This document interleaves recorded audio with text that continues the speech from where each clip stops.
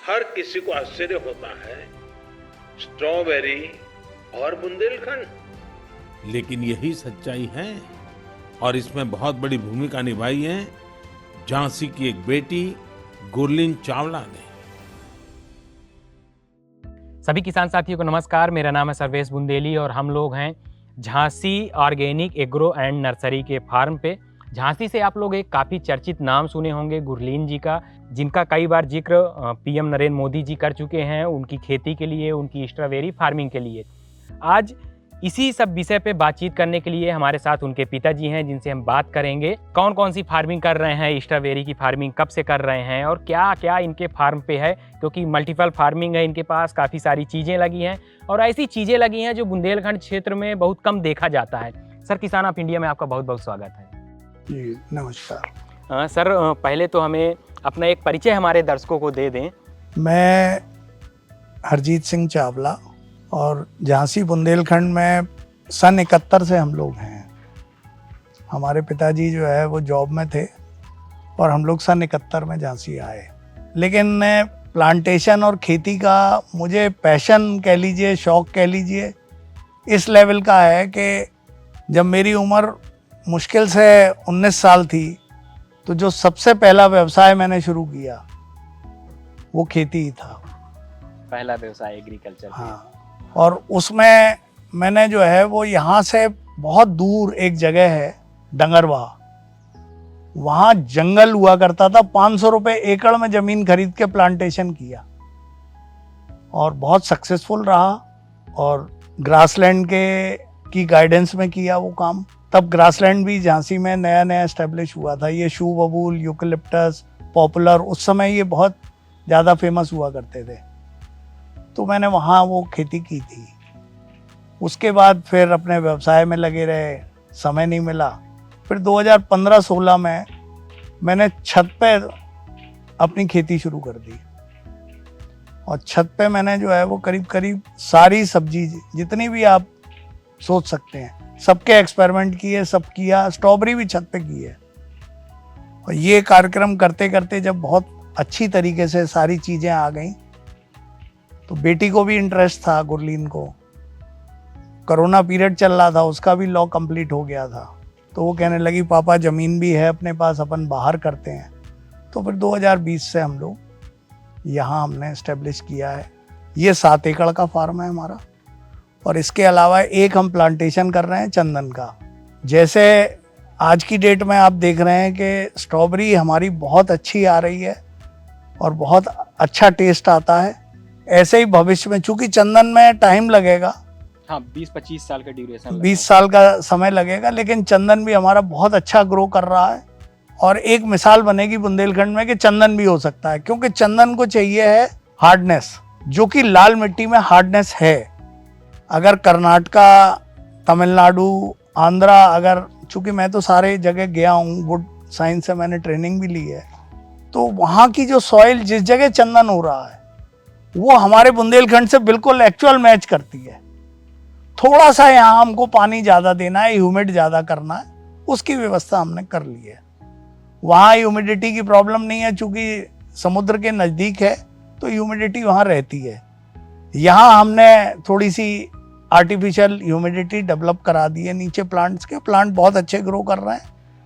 आज 2 साल में मेरी हाइट से ऊपर के प्लांट हो चुके हैं। और ये भी एक आप चंदन ही देख रहे हैं, ये जो लगा हुआ है, और ये 1.5 साल पुराना है। हमने अपनी नर्सरी में खुद ही तैयार किया है। इसका बीज भी हमने जो है वो कर्नाटका से मंगा के यहीं अपनी नर्सरी तैयार कर रहे हैं। इसके अलावा हॉर्टिकल्चर में अगर आप बात करें तो सब्जियां सभी हम कर रहे हैं। फ्रूट्स में हमारे पास अमरूद बहुत अच्छा, बहुत टेस्टी और थ्रू आउट चलता है। अंजीर हम बहुत अच्छी कर रहे हैं, पीचेस कर रहे हैं। फल का तो आप कोई भी नाम लीजिए, सारे ही लगभग फल है हमारे पास। एवोकाडो भी अब अगले साल से आने लगेगा। एवोकाडो जो है वो 4 साल में फ्रूटिंग पे आता है, तो अगले साल से आने लगेगा। अमूमन हिमाचल की तरफ एप्पल होता है, वो भी आप लोगों के यहाँ लगा हुआ है? एप्पल है हमारे पास, लेकिन एप्पल को हम वो क्लाइमेट नहीं दे पा रहे, तो साइज छोटा है, लेकिन टेस्ट बहुत अच्छा है।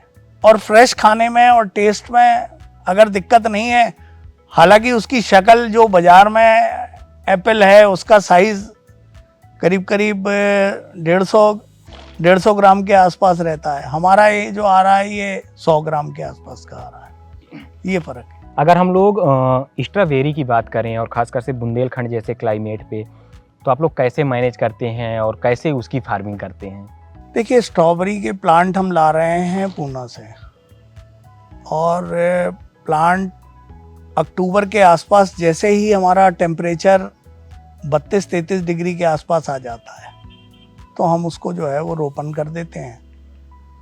और बाकी मैनेजमेंट तो देखिए ड्रिप इरिगेशन से है। स्ट्रॉबेरी फ्लडेड में नहीं चल सकती, मतलब छुट्टा पानी हम डालेंगे तो खराब हो जाएगा, उसको बूंद बूंद ही पानी चाहिए, तो बूंद बूंद पानी हम दे रहे हैं। और जो ऑर्गेनिक खादें हैं वो हम दे रहे हैं। थोड़ा बहुत पेस्टिसाइड जरूर यूज़ होता है, बाकी पूरी कोशिश हमारी यही है कि ऑर्गेनिक ही रहे सब।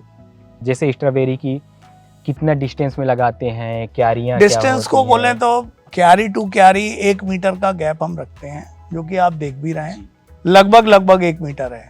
क्योंकि बहुत ज़्यादा अगर खरपतवार बीच में आ जाएगी तो वो डैमेज करेगी, उससे इंसेक्टिसाइड बहुत ज़्यादा आ जाएगा, तो उसको मैनेज करना पड़ता है।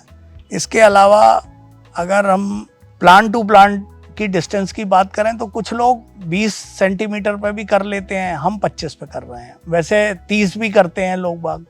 ये डिपेंड करता है क्लाइमेट के ऊपर और कितना आप उसको काम कर सकते हैं उसमें, क्योंकि फिर हम बहुत ज़्यादा अगर घना कर देंगे तो फ्रूट की क्वालिटी छोटी हो जाएगी, इसलिए हम मीडियम में रखते हैं 25। अच्छा, अगर हम लोग बात करें, जैसे आप लोगों को हम लोग फार्म देखे पूरा कि बीच बीच में प्लांट लगे हुए हैं, स्ट्रॉबेरी भी लगी हुई है, तो ये क्या कॉन्सेप्ट है और इसके पीछे का क्या कॉन्सेप्ट है? मल्टी क्रॉपिंग ही आज की डेट में सबसे ज़्यादा सक्सेस है। मान लीजिए एक प्लांट किसी वजह से मर गया, हम जगह क्यों वेस्ट करेंगे? हम वहाँ गोभी भी लगा सकते हैं, हम वहाँ जो है वो कोई भी ऐसा प्लांट जो मैच करता हो, जो फर्टिलाइज़र हम या जो भी खाद हम स्ट्रॉबेरी को दे रहे हैं वो भी उसके लिए भी ठीक हो, तो वो करना चाहिए।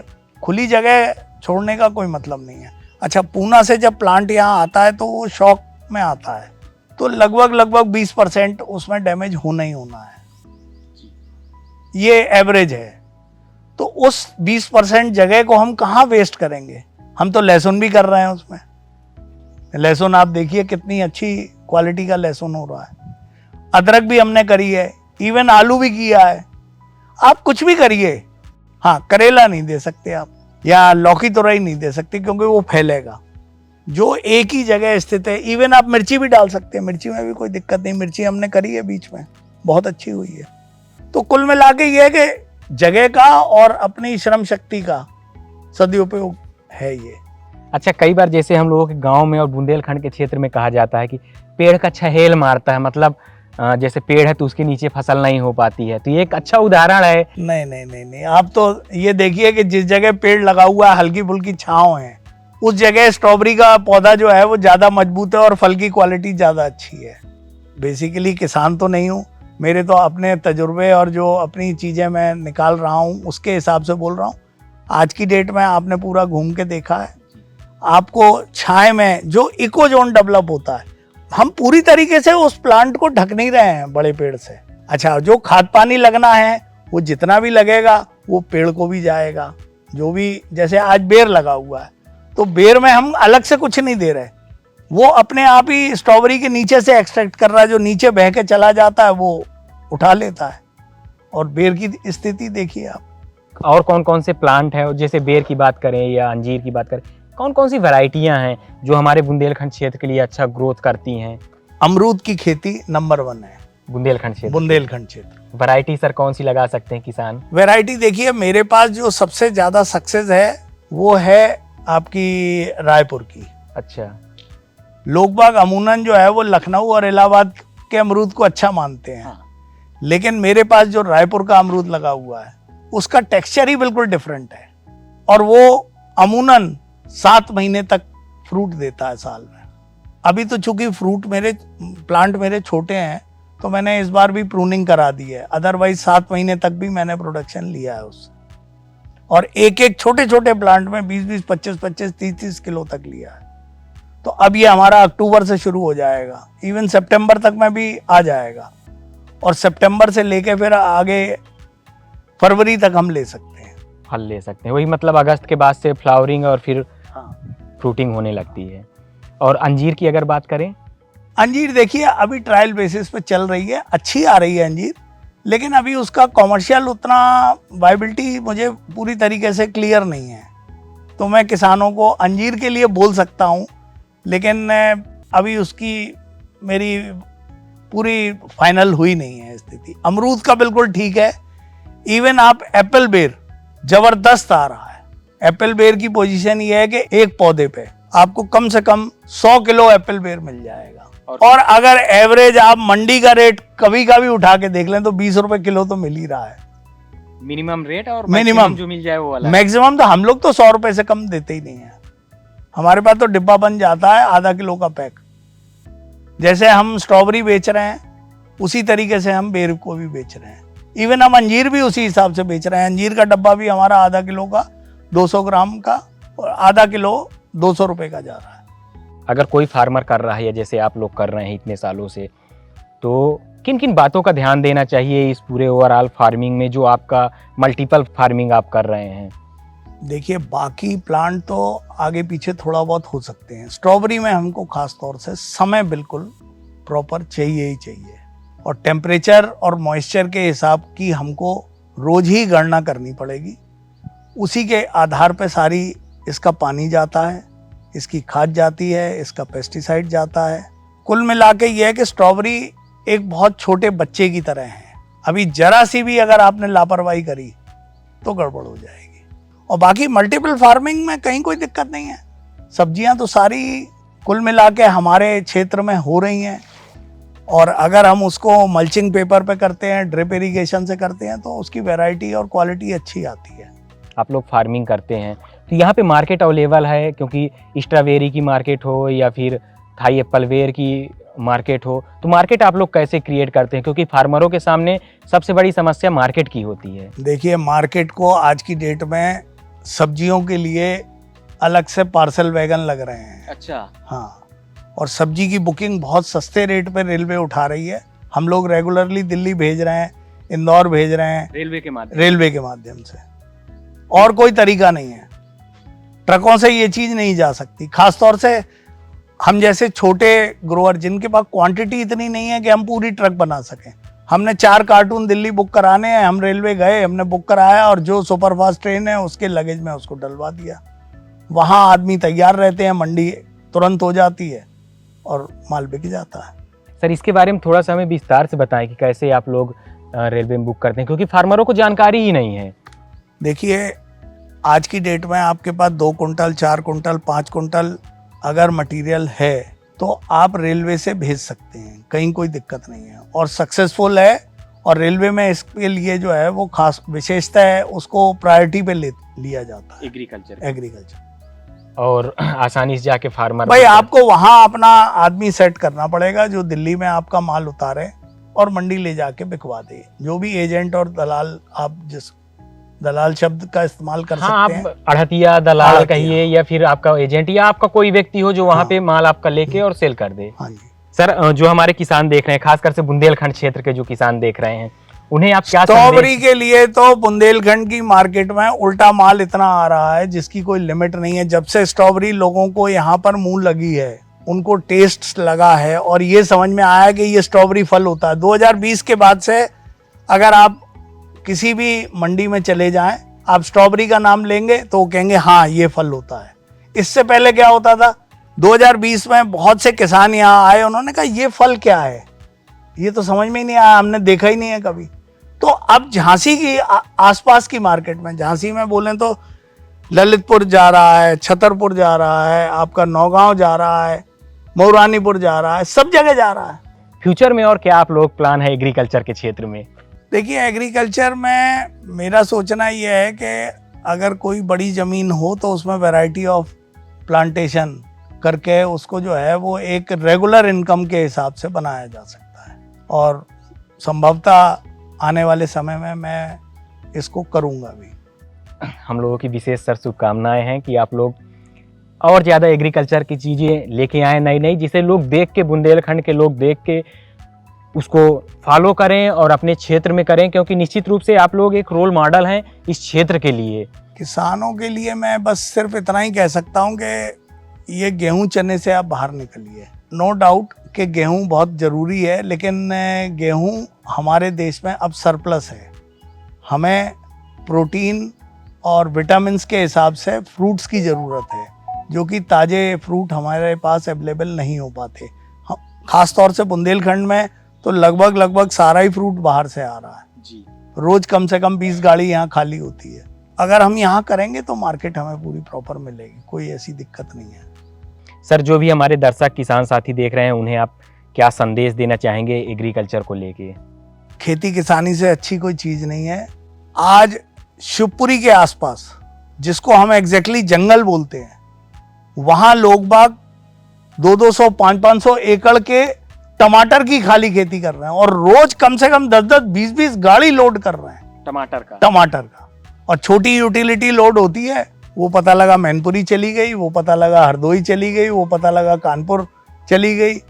छोटी मंडी है तो छोटी गाड़ी चली गई, बड़ी मंडी है तो बड़ी गाड़ी चली गई, और रोज कैश बिक रहा है। शिवपुरी से अगर मैं टमाटर की बात करूं तो आज की डेट में मेरी जानकारी में कम से कम 200 ट्रक रोज टमाटर निकल रहा है। तो क्या हम लोग बुंदेलखंड में नहीं कर सकते? हमारी सॉइल और उनकी सॉइल सेम है, उनकी भी लाल मिट्टी है, हमारी भी लाल मिट्टी है।